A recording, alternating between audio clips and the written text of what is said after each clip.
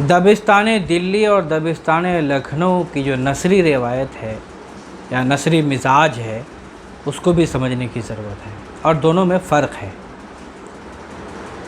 پہلے بھی عرض کر چکا ہوں کہ دونوں کا مزاج الگ ہے، دونوں دبستانوں کا، اور ایک طرح سے کہہ سکتے ہیں کہ اس میں شمال و جنوب کا فرق ہے۔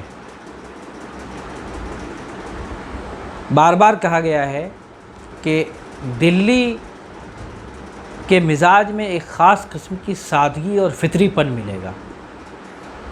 دلی میں بناوٹ اور تصنع کم ہے، دلی میں سوز زیادہ ہے، داخلیت زیادہ ہے، اور درد اور حزن و ملال کی کیفیت زیادہ ہے۔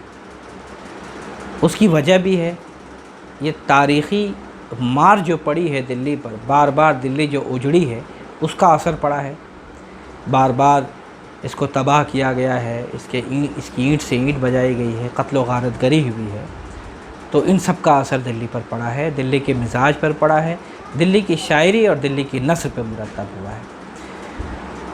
یہ تمام باتیں پہلے لیکچر میں آ چکی ہیں۔ ہم چاہتے ہیں کہ دلی کے جو نثری نمائندے ہیں ان کا ذکر ضرور آ جائے اور ان کے شاہپاروں کا ذکر ضرور آ جائے۔ ہم دلی کی نثر کے نمونوں میں داستانوں کو بہت اہم سمجھتے ہیں، جس میں ہمیں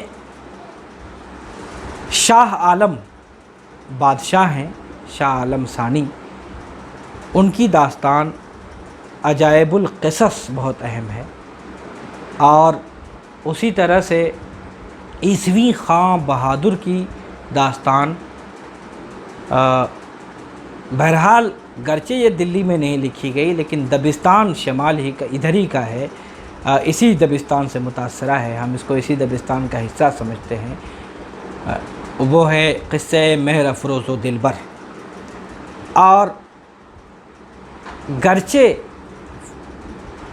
فورٹ ولیم کالج میں لکھی گئی باغ و بہار، لیکن اس کا لکھنے والا میر امن دہلوی ہے، اور میر امن کی ساری پرورش و پرداخت، ساری ذہن سازی، سارا مزاج دلی کا ہے، تو ہم باغ و بہار کو بھی دبستان دلی کا ہی نمائندہ مانتے ہیں۔ یہ خاص طور سے اس میں بھی اگر دیکھا جائے تو بطور خاص عجائب القصص اور باغ و بہار بنیادی طور پر دبستان دلی کی جو نثر ہے اس کی نمائندگی ان دونوں داستانوں سے ہوتی ہے۔ ان دونوں داستانوں کی خصوصیات کیا ہیں؟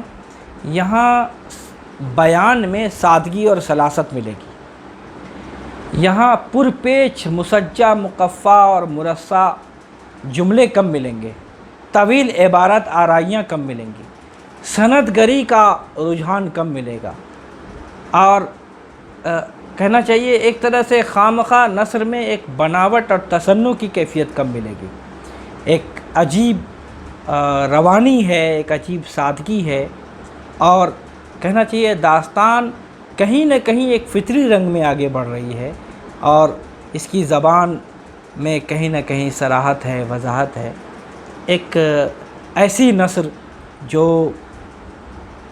بعد میں جدید نثر کی بنیاد بنتی ہے، باغ و بہار کی نثر یقیناً اس سے پہلے 1752 میں عجائب القصص لکھی جا چکی ہے، 50 سال پہلے۔ تو ہم دیکھتے ہیں کہ دونوں کی زبان میں، دونوں کے اسلوب میں بہت مماثلت ہے۔ اس کی وجہ یہ کہ دونوں دبستان دلی کی پیداوار ہے، اور ایک خود بادشاہ وقت لکھتا ہے۔ اب ظاہر ہے جس تہذیب کی پیداوار کوئی تحریر ہوگی، کوئی شاعری یا کوئی نثر ہوگی، تو اس تہذیب کا گہرا اثر پڑے گا۔ تو ہم دیکھتے ہیں کہ عجائب القصص میں اور باغ و بہار میں خاص طور سے دلی کی تہذیب نظر آتی ہے، وہ تہذیب جو شاہی تہذیب ہے، مغلیہ تہذیب ہے، یہاں تک کہ اس کے دسترخوان میں، اس کے دربار میں، اور رہن سہن میں، اور وضاقتہ میں، ہر چیز میں لفظ سے دلی کی تہذیب ٹپک رہی ہے، دلی کا مرقع ہے گویا کہ یہ دونوں داستانیں دلی کی نمائندگی کرتی ہیں۔ تو ہم یہ بات بھی تسلیم کرتے ہیں کہ اگر آپ نثری روایت کی بات کریں تو جس کو ہم دبستان کہتے ہیں، جو عہد ہے قدیم عہد، تو اس میں بہرحال نثری چیزیں کم ملتی ہیں۔ ہم کہہ سکتے ہیں کہ سودا وہ شخص ہے جس نے دیوان مراسی میں سب سے پہلے اردو نثر میں اپنا دیباچہ لکھا، وہ بھی دبستان دلی کا نمائندہ ہے وہ دیباچہ بھی۔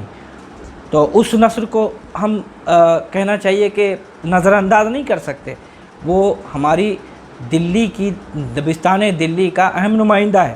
اس سے پہلے شعراء فارسی میں دیباچے لکھتے تھے، گرچہ کلام اردو کا ہے، دیوان اردو کا ہے، تمام شعراء نے اس زمانے میں فارسی میں دیباچہ لکھا ہے، یہاں تک کہ اردو شعراء کے تذکرے بھی فارسی میں لکھے جاتے تھے۔ لیکن ایسے ماحول میں بھی سودا نے اردو میں دیباچہ لکھا ہے، اور وہ دیباچہ پڑھنے سے تعلق رکھتا ہے، اس کی زبان ایک خاص قسم کی زبان ہے۔ میں سمجھتا ہوں کہ دبستان دلی کی سب سے نمائندہ، سب سے ترقی یافتہ اور سب سے اعلیٰ جو نثری شکل ہے وہ خطوط غالب ہے، اور وہ آخری گویا کہ نشانی ہے دبستان دلی کے نثر کی۔ اور دبستان دلی کی نثری خصوصیات مکمل طور پر سمٹ کے آ گئی ہیں خطوط غالب میں۔ خطوط غالب کی جتنی خصوصیات کہنا چاہیے کہ نثر میں ہو سکتی ہیں، اگر آپ کہیں، دیکھیے کہ 1857 کے آس پاس وہ، یا اس سے پہلے کہہ لیجئے، وہ نثر وجود میں آ رہی ہے۔ اور وہ کیسی نثر ہے؟ اس نثر کی سب سے بڑی خصوصیت یہ ہے کہ تمام تر تکلفات کو بالائے طاق رکھ دیا۔ جو پہلے نثر میں انشاء پردازی ہوتی تھی، طول طویل جملہ آرائی ہوتی تھی، اور قافیے اور کہنا چاہیے مسجع مرصع اسلوب اختیار کیا جاتا تھا، نثر میں بھی شاعری کی جاتی تھی، اس کو مکمل طور پہ ترک کر دیا غالب نے۔ نہایت بے تکلف، رواں دواں گفتگو اور مکالمے کا سا انداز اختیار سب سے پہلے اگر نثر میں کیا ہے تو وہ غالب نے کیا ہے۔ گویا کہ وہاں سے جدید نثر کا باضابطہ آغاز ہوتا ہے، اس سے پہلے بنیادیں رکھی جا چکی ہیں فورٹ ولیم کالج اور گویا کہ دلی کالج میں، لیکن اس نثر کو مستحکم کیا ہے غالب کے خطوط نے، اس میں کوئی دو رائے نہیں۔ اور یہ دبستان دلی کی پیداوار ہے، دبستان دلی کی دین ہے۔ اگر دبستان دلی کچھ بھی نہیں دیتا، اس ہمارے ادب کو صرف خطوط غالب ہی دے دیتا، تو نثر میں اس کا سکہ قائم رکھنے کے لیے کافی تھا، نثر میں اپنا سکہ اپنا لوہا منوانے کے لیے کافی تھا کہ غالب کے خطوط اپنے عہد کا مرثیہ بھی ہے، ایک فکشن ہے، ایک جدید فکشن ہے۔ وہ پورے عہد 1857 اور 1857 کے انقلاب کو کوئی سمجھ نہیں سکتا جب تک ان خطوط کو نہ دیکھے۔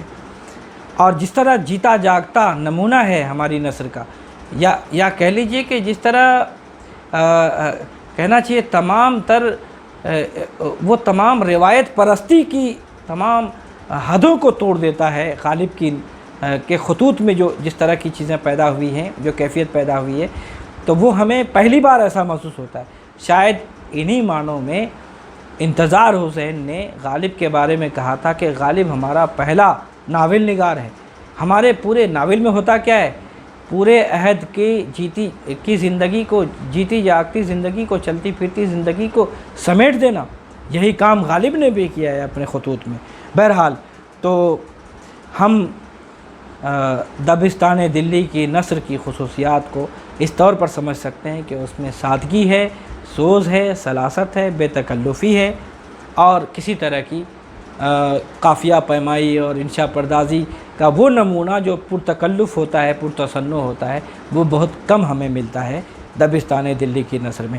اس کے مقابلے میں دبستان لکھنؤ کا معاملہ بالکل مختلف ہے۔ آپ جانتے ہیں کہ دونوں میں جس طرح کی رسہ کشی رہی شاعری کے میدان میں، نثر میں بھی وہ سلسلہ چل پڑا۔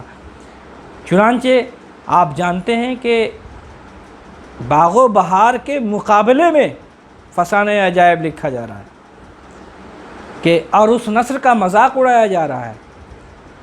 جو مرزا رجب علی بیگ سرور ہیں، وہ اس کو نثر ماننے کے لیے تیار نہیں ہے، ادبی نثر ماننے کے لیے باغ و بہار کو، اور جس طرح کی قافیہ پیمائی، جس طرح کا مرصع مسجع اور جس طرح کی رنگین نثر وہ تیار کرتے ہیں باغ و بہار فسانہ عجائب کے ذریعے سے، وہ دبستان لکھنؤ کی بنیاد پڑتی ہے اس سے گویا۔ اس سے پہلے میں سمجھتا ہوں کہ اس سے بھی پہلے نوطرز مرصع کی شکل میں میر عطا حسین خان تحسین نے بنیاد رکھ دی تھی۔ یہ بھی لکھنؤ کی پیداوار اس لیے ہے کہ وہ نواب آصف الدولہ کے ہی ملازم تھے، ان کے ہی ایما پر انہوں نے یہ داستان رقم کی تھی۔ تو ہم اس نثر کو اصل میں بنیادی طور پر نوطرز مرصع کو دبستان لکھنؤ کی بنیاد مانتے ہیں، اور وہ وہاں تمام تکلفات، تمام سند گریاں، تمام انشاء پردازیاں، تمام طول طویل عبارت آرائیاں اور تمام تر قافیہ آرائیاں، وہ سب مرصع مسجع نثر کی تمام خصوصیات اس داستان میں موجود ہیں۔ تو ہم اس کو نوطرز مرصع کو اور فسانہ عجائب کو دبستان لکھنؤ کی بنیادی نثر مانتے ہیں۔ پھر اسی شہر میں جب منشی نول کشور پریس قائم ہوتا ہے 1858 میں، تو وہاں بہت سی داستانیں شائع ہوتی ہیں۔ داستان امیر حمزہ کی 46 جلدیں جہازی سائز میں اور اوسطاً ہزار صفحات پر مشتمل، اور ظاہر ہے وہ پوری داستان وہیں چھپتی ہے، اور اسی کا حصہ ہے طلسم ہوش ربا۔ طلسم ہوش ربا سے اگر لکھنوی تہذیب نکال دیں تو اور کیا بچتا ہے؟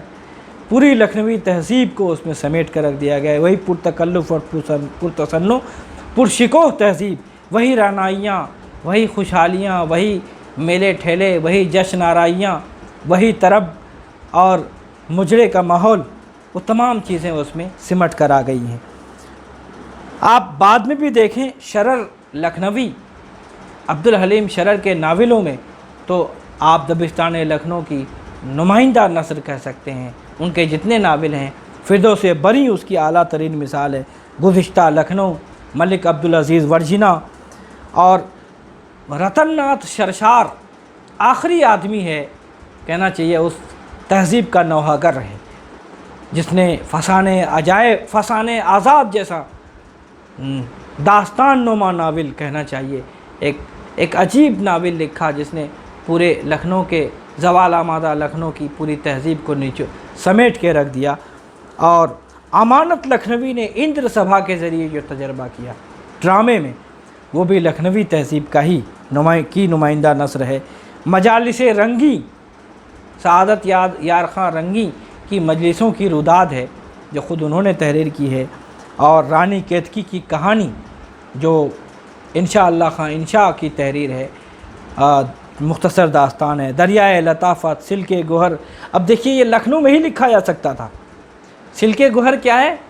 انہوں نے طے کر لیا کہ ایسے الفاظ استعمال کریں گے پوری داستان میں کہ ایک بھی لفظ نقطے والا نہ ہو، نام بھی رکھا سلک گوہر۔ اب یہ سب کیا ہے؟ اب ایک شرط لگا دی، بغیر نقطے والا حرف لفظ استعمال کرنا ہے۔ یہ سب دلی میں نہیں ہو سکتا تھا، اس طرح کی چیزیں وہیں ہو سکتی تھیں۔ پنڈت رتن ناتھ شرشار کا نام ہم نے لیا، لیکن اودھ پنچ کو ہم نہیں بھلا سکتے۔ اودھ پنچ مزاحیہ صحافت کی داغ بیل پڑتی ہے۔ اودھ پنچ سے ایک اخبار ہے جو وہاں سے نکلتا ہے، منشی سجاد حسین نکالتے ہیں۔ تو طنزیہ و مزاحیہ نثری ادب اور نثری صحافت، اور صحافت کی بنیاد اگر پڑتی ہے، قائم ہوتی ہے، تو اودھ پنچ سے قائم ہوتی ہے۔ اور ہم آخری نام لیں گے دبستان لکھنؤ کی نثری روایت میں مرزا محمد ہادی رسوا کا، جن کے کئی ناول ہیں، ذات شریف، شریف زادہ، لیکن اصل میں ان کا شاہکار امراؤ جاندہ ہے۔ امراؤ جاندہ لکھنؤ کی تہذیب، لکھنؤ کی زبان، لکھنؤ دبستان مکمل طور پر اگر اس کا کوئی مرقع ادبی شاہکار کے طور پر ابھرتا ہے تو وہ امراؤ جاندہ کی صورت میں ہمارے سامنے آتا ہے۔ تو دبستان لکھنؤ کی نثر کو کہ یہ بنیادی گویا کہ سنگھائے میل ہے۔